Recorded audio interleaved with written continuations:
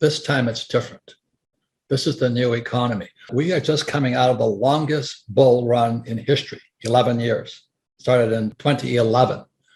And at 2011, I made the biggest fortunes of my life because that was the MBS, mortgage-backed securities, and the CDO crashes, the real estate crashed. And I backed up the truck and I borrowed $300 million to buy the best real estate all across the Southwest. This is the largest, longest bull market in history. And I look at some of these young kids, and I own some Bitcoin, I own some Ethereum, but they're all saying the same thing. This time it's different, and Bitcoin's crashed. And, the Federal Reserve Bank, I can't believe that. I mean, people say, don't fight the Fed and all this. Well, my question to everybody is this: can the Fed print oil? Can the Fed print gasoline? Can it print food? But everybody sits there and they've been brainwashed by Wall Street to go, do as the Fed tells you to do. Well, you got to be kidding me. Those guys are the three stooges, Janet Yellen, Biden, and Powell. You got to be kidding me. Why would you listen to them? Volcker saying it's going to crush, so he raised interest rates, right? So Powell is now channeling the spirit of Volcker. And, when Volcker crushed inflation, debt to GDP was 30%. And today it's 125% if you believe the numbers. So if he channels Volcker, and the other thing about history will tell you this: there's never been a soft landing. It's more Fed talk. I've made more money in the last 3 years in my whole life. And so that's what I want to talk about with you today, is that there's other ways of looking at investing, but to think that Powell is going to save you when, as you may know, the reverse repo market is running at $2 trillion a day today. Right. $2 trillion a day. And people are listening to Powell? You got to be kidding me. I own no stocks, bonds, mutual funds, ETFs. I do not touch paper. I'm not saying that you shouldn't, but I'm saying people have been brainwashed by the Fed, the Treasury, and whatever those guys are. Go to school, get a job, pay your taxes, get a high-paying job, and invest for the long term in a well-diversified portfolio of stocks, bonds, mutual funds, ETFs. It was in 1974 when I came back from Vietnam, a two-tour Marine helicopter pilot. I saw communism at work. It was not pretty. And I come back in 1974, they passed ERISA. ERISA stands for 401k right now, or IRA.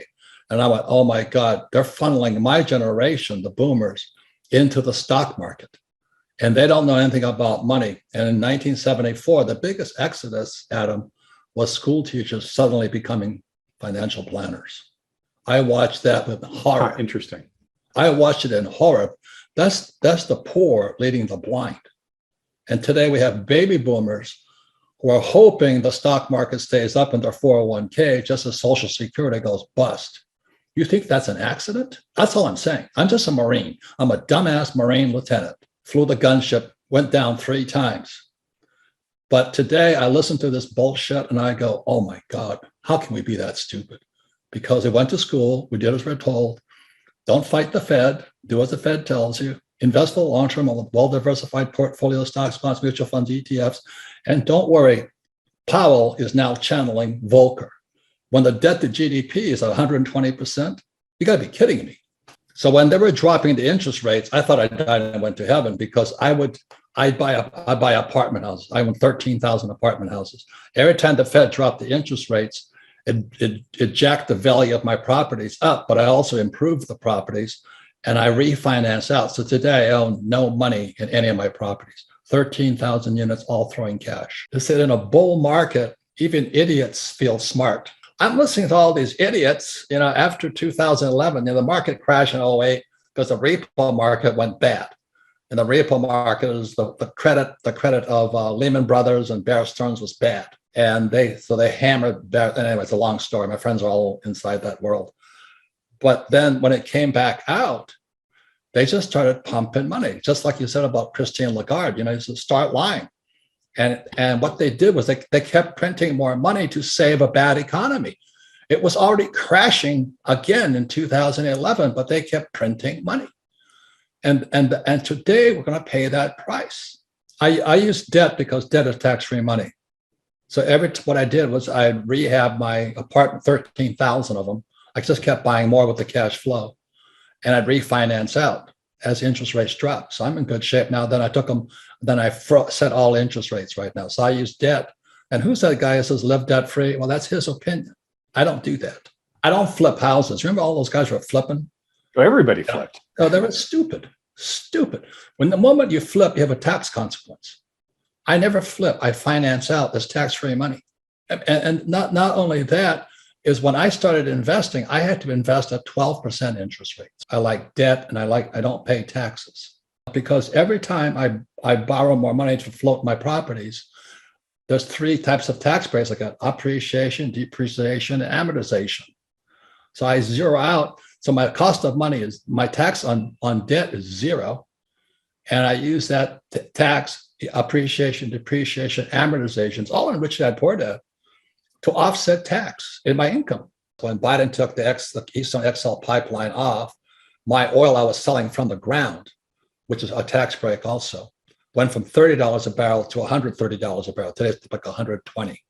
Yeah. But I went, oh my God, this guy Biden is going to bankrupt us. I'm not saying him, but there's somebody who wants to bankrupt, because oil is the lifeblood of civilization. I worked for Standard Oil of California as a tanker officer when I graduated from school. I understand oil. I was on the Alaska pipeline and all this. I'm like, he's screwing us. So when he raises inflation, the poor and middle class will go broke. And that was just done as soon as he was being done before he took office.